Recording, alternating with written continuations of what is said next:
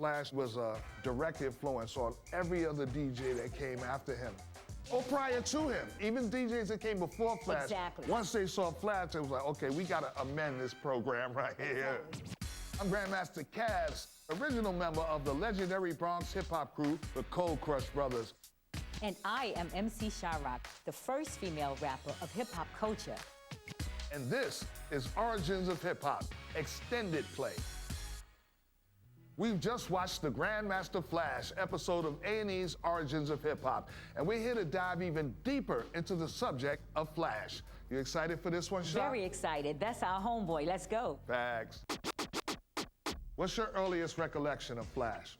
Well, Kaz, you know, back in 1976, I was a B-girl before I became an MC. And I was that nomadic B-girl that would travel, to every park jam. I eat, sleep, and drunk everything that was about hip-hop culture. But there was one particular time when I had the opportunity to see Flash play in 63 Park in the Bronx.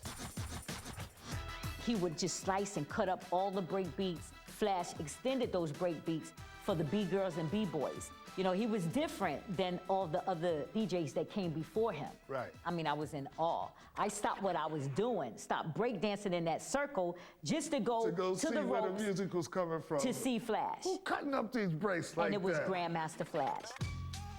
I got my moniker or my title from Grandmaster Understood. Flash Understood. For the speed. Once I got up to par and thought that I was just about as fast, the crowd started going, Grandmaster, I'm like, oh, Right. I'm fast as Grandmaster Flash? I'm a Grandmaster too. So Flash on a personal level, not the rah-rah kind of guy. He wasn't. Very laid back, studious. He was. Almost. I guess that accounts for his tech savvy. Yes.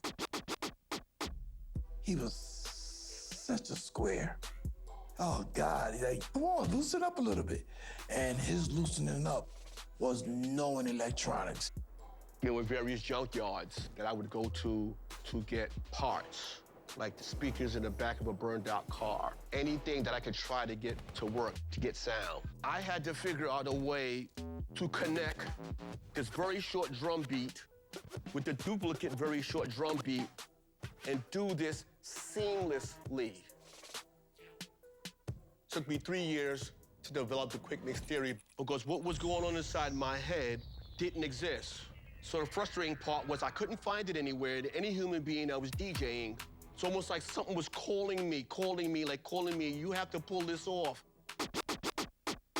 While we out partying, running around Right. the streets, playing sports or whatever, Flash is in the house working on electronics, trying to figure out how this works, how that works. And that's how you got to jump on everybody. Absolutely. Before, we could only hear one turntable. Right. And Flash messed around with that little thing until he created a toggle switch that you could hear that turntable and that turntable. And that was a major advancement.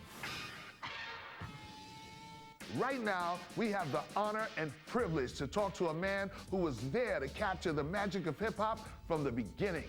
The Bronx's own photographer, Joe Conzo, is joining us. So Joe, our brother Grandmaster Flash. Yes. Tell us about shooting Flash and your relationship with him. Well, I've known Flash as long as I've known you guys. He's just Flash. He doesn't smile. He doesn't like his picture taken. But Kaz, I do have a shot of you and him, and he's smiling from ear to ear. So he do You know smile. what I mean? But just tell our audience about your point of view as far as documenting the culture and how important those photographs are and have been to the history of the culture of hip-hop. I'm a firm believer that the responsibility is our own to document our own culture ourselves. I document as much as I can, and I make sure that our story is told correctly. People lie, but photographs don't. As far as seeing that picture, seeing that visual evidence of something, there's nothing like it. And your photos rival cassette tapes as far as spreading the culture of hip-hop to the masses. Let's talk about the Wheels of Steel. The Wheels of Steel was those turntables. You remember how we used to say back in the days, you know, Grandmaster Kaz is on the wheels of steel, Grandmaster Flash is on the wheels of steel. Yes, you know, indeed. so that was just you being on those techniques or those 112s, you know, and just playing. It became the term for being a DJ. Exactly. But his song, which is based on that narrative, was the first time a DJ cut up beats on a record. An actual person that went into the studio and cut in the studio, cut the record. That was Grandmaster Flash on the Wheels of Steel. So he made Grandmaster Flash on the Wheels of Steel. It was a landmark for the world. No one had ever heard a DJ on wax. We DJs are also artists, and we can paint pictures with other people's songs. It's so like, it really was capital A artistry. It really was. And it was also just sort of like the hip hop equivalent of a guitar solo, right? That's his Eddie Van Halen's Eruption. That was a very pivotal moment for DJs to be able to get a record deal without having any MCs. The recording industry mirrored the hip-hop culture at that time, because once you got a chance to make records, then you made records out of what you did Absolutely. in hip-hop. Exactly. Only dumb people that didn't do that was my group, me and my dumb ass, you know what I mean? It was unfathomable for people to think about you making a record just talking. And if you said, okay, I'm gonna just cut up some records and make a record out of that, imagine how ridiculous that sounded back then. But it was something that Flash was used to doing. It was innovative. It was innovative. You know, he transitioned and transformed over to it being commercialized. But this was something he just that did it. he just did it. It was something that he Yeah. was just doing before rap records, so it came natural to him.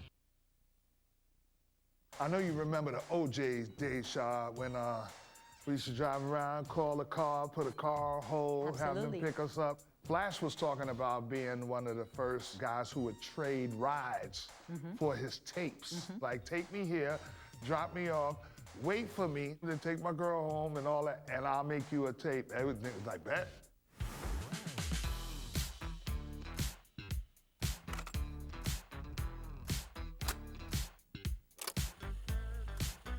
The very first time I heard Grandmaster Flash, I heard Grandmaster Flash and the 3 MCs. It was on a cassette tape. I'm like, what is this? And back then, Flash charged $1 a minute. So if you wanted a 120-minute tape, it was $120. There was a car service in the Bronx called OJ Cab Service. If you pull up in an OJ and a Delta 88 anywhere, you are the So for me, I used to tell the drivers, I'm not paying you a dime, but here's what I want to do. I'm gonna make you a special flash tape, but here's how it works. I need to go see my girlfriend. And then we want to go to the movies, and then you're gonna wait for me, and you're gonna take her home, and you're gonna take me home. I'm gonna make you this mixtape. When he gets a whole call, he makes it very clear, I got an exclusive flash tape. So when people call to want to go home with the car, we want to get in the car where flash tape is playing. So it all worked for everybody. And that was the magic of the mixtape. The OJs would drive people around to different boroughs and things like that while they're playing, you know, Grandmaster Flash and the Furious 4, Furious 5. That's how rap spread to different boroughs prior to it being embraced by the music industry. For everybody out there that don't know what an OJ is, it was before Uber and Lyft. Right. It was the luxury car service that started out back in 1978. And so I had an OJ driver that was called 100. And so just like Grandmaster Flash and them, they had, you know, certain drivers that they would call and they would give them tapes. With my driver, I had to shout him out on the tapes. So I used to shout him out. I used to be like 100, wherever you are, rock the house, wherever you are. And so that's how I got the free rides. You made I him shouted famous. I made him famous. You made him famous through those cassette tapes. Exactly. You know, we didn't have radio. There was no other way for people to know what was going on in the Bronx at that time was through word of mouth, right? Right. Through flyers, OJ drivers. OJ drivers. if you had a flash tape, that was like the ultimate prize in the beginning, in the early days. Because if they had certain tapes that they were playing in their cars, Whoever was popping, was popping. If you had whatever popping group that was popping at the time, that's how they got the call. So Right. shout out to all the OJ Jarvises out there right now, because they're still out there kicking. No doubt. Word. The importance of being fly in hip-hop is an absolute must. The biggest names in hip-hop have become recognized for their style. To talk a little bit about that, we have a stylist to some of today's most talented rappers, Haley Amata. What's good, Haley? Hi, how are you guys? What do you think about Grandmaster Flash and how he has been that innovator in hip-hop? Well, I definitely think he embodies his name for sure. And a lot of his clothing and the way that he dressed was definitely flashy and definitely not what we saw back then. And I think that carries into a lot of what these rappers are doing now, wanting to customize a lot of their fits, wanting to wear one-of-ones, wanting everything to be like super branded or just out there or make a statement, whether it's with their music or with their clothing. And I think when artists started becoming more successful and being able to afford designer brands, designer clothes, that became more chic. I mean, back then, designer jeans was like the best you could do. Right. You know what I mean? You had, if you was a girl, you had some Gloria Vanderbilt Some Lee or some jeans, Jordache some or something. Jordache, That you know. was designer. For Grandmaster Flash and the Furious Five, that leather became their signature. True. They had a designer make those jackets specifically for them, their particular tastes, and their names and tassels and all of that. Fast forward a little bit, we have brands like Pele Pele that were making, you know, leather bomber jackets, but also like in our way, like studded with the BB little details and stuff like that. The Right. extra big, bubbly fonts or Avrex jackets, you know, still to this day are super popular. That also might have influenced Dapper Dan, customizing leathers. I definitely feel like Dapper Dan was someone who like made that available to us in the way that we wanted. I was wanting to ask you, do you remember the Shirt Kings? Like the graffiti type Yeah, the tees. graffiti Yeah. on the tees and jackets. They called them Mighty Shirt Kings, and Right. they worked out of the Coliseum Mall in Queens. And they would come from far and wide to go and get Just a to Shirt wear King a Shirt King piece. shirt. Yes. If I think about spray painting and all those graffiti designs, I remember that being such a major thing in the 90s. Who didn't want a customized spray painted shirt with your name on it with like some Tweety Bird or design or something or whatever it may be, you know? So I think that's the great thing about hip hop, that not only the music recycles, but the style and the fashion of the days recycle as well. Stick around long enough, you'll see a few different revisions of things that you saw back in the early days. Things are rebirthed, reused, redone in so many different ways. Everything that you saw and heard that came from Grandmaster Flash and the Furious Five, Flash was the quarterback. He quarterbacked it all, hands down. This art form that this man made the blueprint for, it actually changed the world. So you need to read up on who this man is. For me, Flash was an inspiration. When I was coming up, trying to be a hip-hop DJ, trying to, you know, cut as fast as he cut, trying to have the records that he had. And to this day, I bear his title.